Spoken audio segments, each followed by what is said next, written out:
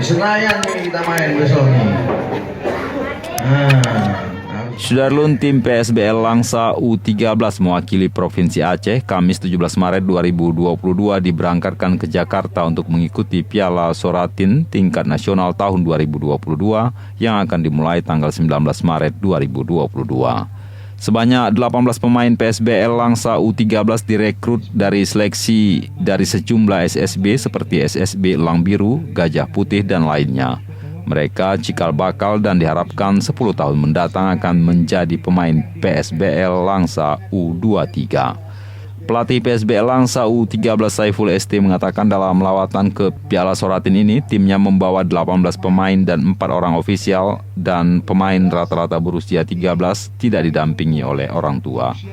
Pada babak penyisihan ini, Sabtu 19 Maret 2022, PSBL Langsa U19 akan bermain dengan Kalimantan Selatan di lapangan C Senayan pukul 13.30 waktu Indonesia Barat.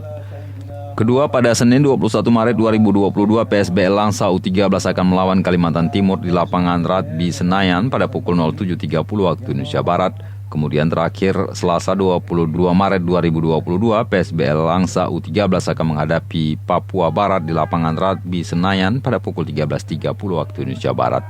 Jika lolos babak penyisihan ini, maka PSBL Langsa U13 akan melaju ke babak 16 besar Piala Soratin ini. Dari Langsa, Zubir Serambion TV.